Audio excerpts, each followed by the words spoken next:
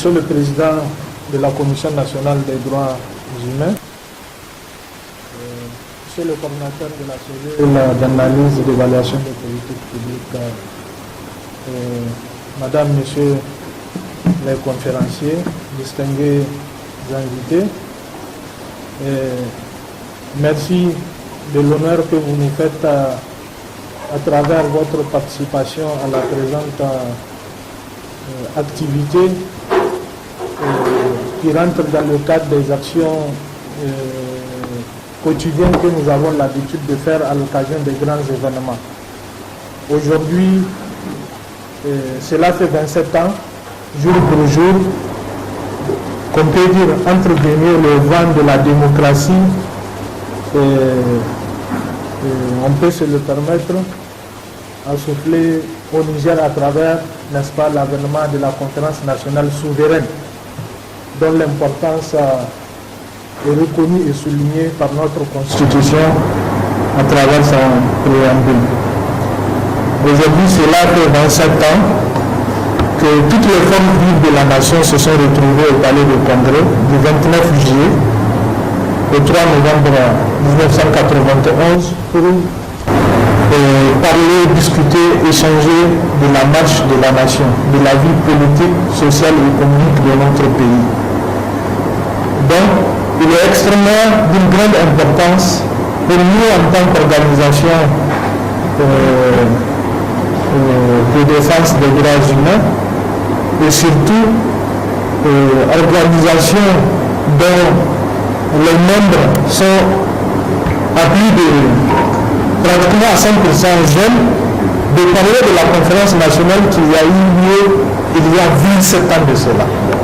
C'est-à-dire que plus de 70% selon les statistiques de la population nigérienne n'avaient pas été observateurs, même pas acteurs observateurs, n'est-ce pas, des débats ou de l'avènement de la conférence nationale. Donc c'est d'abord pour nous une ambition d'informer, de former, d'éduquer la grande majorité de la population nigérienne que constitue la jeunesse sur son histoire, sur l'histoire de son pays, en débattant et en discutant autour de la présente table ronde de plusieurs thématiques d'une grande importance. D'abord, l'expression des libertés démocratiques à travers la presse, la société civile et les partis politiques, qui sera abordé par Maître Boudal, l'ancien vice-président de l'ANDH, Dr Bagouma qui est aujourd'hui au Mali, en tant que représentant résident du NDI et qui assiste aussi à l'exercice démocratique, c'est-à-dire les élections qui se déroulent en ce moment même dans ces pays frères et amis. Ensuite, quel bilan tiré de la gouvernance économique et sociale 27 ans après la conférence nationale? Enfin, on s'interroge, qu'est-ce qui a amené à la conférence nationale? Quelles sont les résolutions qui avaient été prises par cette conférence nationale en termes de politique publique, économique, sociale? Et aujourd'hui, quel regard nous avons en termes de gouvernance sur ces politiques-là? Et quelles sont les pistes et les perspectives qu'il faut envisager pour construire un Niger meilleur et radieux sur l'ensemble de ces plans? Donc c'est à cela que vous serez invités à échanger en toute responsabilité autour de cette deuxième thématique. La troisième thématique, pas de moindre, c'est conférence nationale 27 ans après, quel regard sur le processus de la décentralisation au Niger, défis et perspectives, qui seront aussi animés par d'éminents conférenciers, notamment l'expert en décentralisation au niveau du ministère de l'Intérieur, M. Idi Samaïla Dambouzou, mais aussi Kalsen Mega, qui fut un acteur, n'est-ce pas, du mouvement nigérien, du MNJ, donc un mouvement rebelle. Parce que, je rappelle, l'une des conclusions ou l'une des décisions fortes de la conférence nationale a été l'avènement de la décentralisation. l'avènement de la décentralisation, c'est-à-dire la dévolution du pouvoir aux collectivités, aux communautés. Aujourd'hui, 27 ans après cette décision forte, quel regard avons-nous sur le processus de décentralisation au Niger? Quelles sont les forces, les avancées, les lacunes et quelle direction sommes-nous invités à prendre pour faire de notre Niger, notre pays, un État véritablement démocratique où, à l'échelle le plus bas, les gens auront un droit de regard et aussi, n'est-ce pas, une opinion à exprimer dans l'espoir qu'elle soit prise en compte pour contribuer au développement de son pays. Donc, c'est toutes ces thématiques que nous allons aborder et je voudrais remercier le président de la Commission nationale des droits humains qui a bien voulu accepter de venir présider cette cérémonie d'ouverture et aussi, malgré son calendrier chargé, il était en déplacement, il est rentré au pays que le vendredi soir et il prépare aussi un voyage déjà pour demain, mais malgré tout, il a tenu à être là et avant tout le monde. C'est ça qui est très important, avant tout le monde. Je voudrais aussi remercier notre partenaire Unicri qui a bien voulu accepter de nous accompagner dans le cadre de la mise en œuvre du projet d'appui à l'atténuation des conflits et de promotion de la paix au Sahel. Et donc nous avons sollicité et obtenu l'appui de ce partenaire-là qui nous permet aujourd'hui de faire de notre activité, de notre siège, véritablement un centre ou un cadre de dialogue démocratique, sociétal sur toutes les problématiques, n'est-ce pas, qui mine notre société.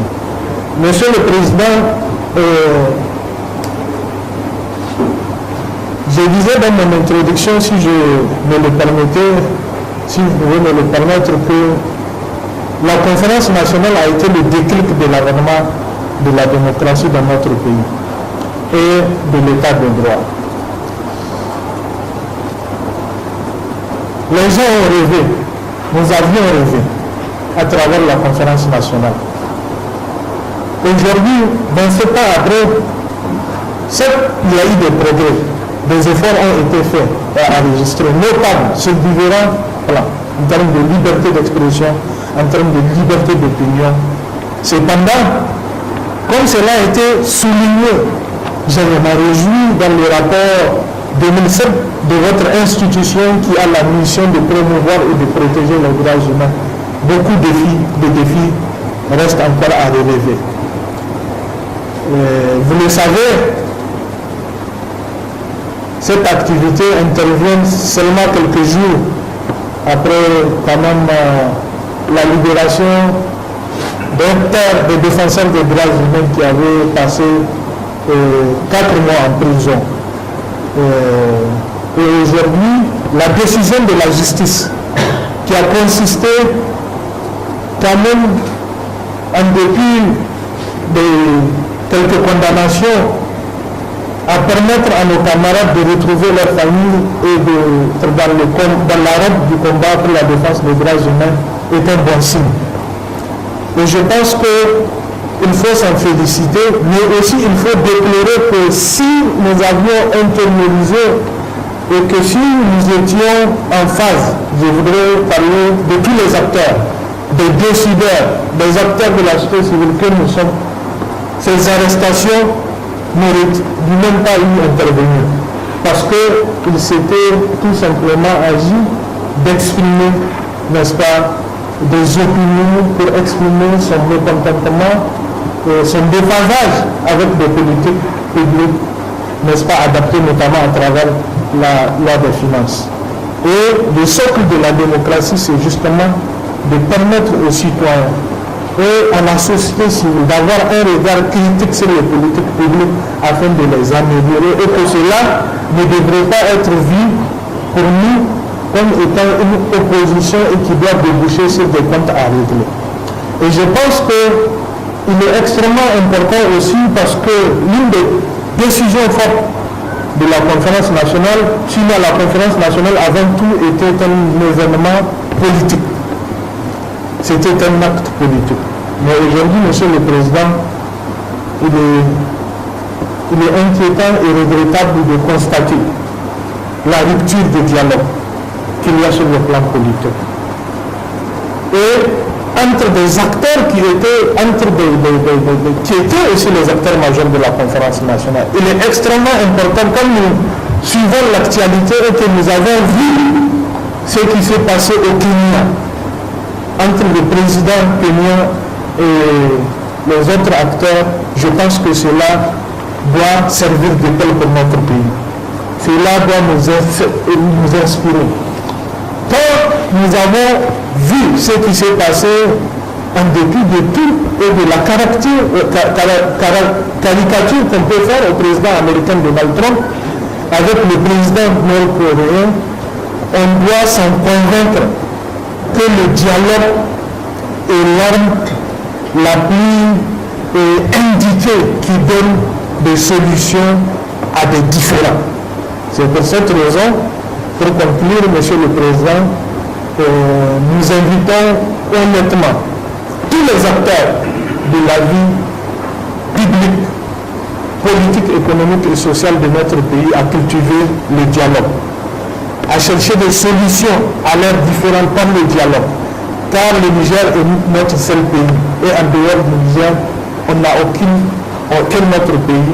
Et c'est à nous de prendre conscience de cela et de commencer à construire notre pays sur la base de cela et de commencer à construire notre pays sur la base, n'est-ce pas, de notre devise. Et travail, fraternité, progrès. Il est extrêmement important, Monsieur le Président, que cela s'y fasse et que les gens mettent de l'eau dans leur vin pour qu'on puisse regarder dans la même direction afin de construire notre pays. C'est ce que je vous remercie. Merci vraiment de votre participation. 27 ans après, quel bilan de la gouvernance démocratique, économique et sociale? C'est à cette réflexion que le réseau panafricain pour la paix, la démocratie et le développement REPAD a convié les Nigériens dans leur ensemble à l'occasion du 27e anniversaire de la conférence nationale souveraine. 27 ans après, où est-ce qu'on en est? Il faut tirer véritablement les leçons et voir quelles sont les pistes les mieux indiquées qu'il faut suivre ensemble à travers un dialogue politique, un dialogue social, un dialogue économique de tous les acteurs, de toute la composante de la société nigérienne, afin véritablement que chacun apporte du sien pour contribuer au développement économique, social et culturel de notre pays. Pour l'exercice, 3 panels ont été constitués pour tirer le bilan de la gouvernance économique et sociale, jeter un regard sur le processus de décentralisation au Niger et l'expression des libertés démocratiques à travers la presse, la société civile et les partis politiques. Ce dernier panel a été animé par Maître Mouloul et Fred Goudal, président de l'association des jeunes avocats du Niger. La liberté d'expression, c'est tout ce qu'on nous permet de faire aujourd'hui. C'est-à-dire on nous permet de parler, on nous permet de trucs, même si on ne nous écoute pas quelque part. Mais c'est aussi ça, le ridicule. C'est qu'on peut vous permettre de parler, mais on ne vous écoute pas. Donc, je recommande, en tout cas, je conseille, c'est mon avis pour REPAD, d'envisager la liberté d'expression pour que les citoyens comprennent que ce n'est pas la liberté de tout faire. Aucun acteur de la société civile ne peut atteindre son objectif lorsqu'il reste complexé vis-à-vis des courants politiques, pensant qu'on dirait qu'il est manipulé. Je pense que le plus important, c'est ce que vous faites, c'est ce à quoi vous croyez et non ce que les autres diront de vous. Et au sein de sa présence, l'éclat de cette table ronde du REPAD, le président de la Commission nationale des droits humains voit la marche de la démocratie au Niger similaire à l'histoire du verre d'eau à moitié plein, à moitié vide. C'est une voie pleine d'embûches qui nécessite de façon permanente donc un travail de chacun d'entre nous. Et donc c'est une vaste entreprise où chaque Nigérien et chaque Nigérienne doit mettre sa main à la pâte. Professeur Khalid Ikri a eu ce message à l'endroit de la presse, de la société civile et des partis politiques pour consolider la démocratie au Niger. Lorsque vous lisez dans les réseaux sociaux, il y a des choses inacceptables. Les injures, à quoi ça sert? Il faut arrêter ça. C'est dans l'intérêt de tous. il faudrait qu'au niveau des partis politiques, chaque parti politique renforce les capacités de ses militants également, afin que, de façon tout à fait raisonnée, en tout cas, les gens prennent des positions citoyennes. Et du côté de la société civile, c'est pareil. Il faudrait que la société civile joue effectivement son rôle en tant que société civile, afin de renforcer les capacités, ses propres capacités d'abord, ensuite celles de ses militants, pour que l'on puisse aller de l'avant. Pour rappel, la conférence nationale souveraine qui s'est tenue du 29 juillet au 3 novembre 1991 a mis le Niger sur la voie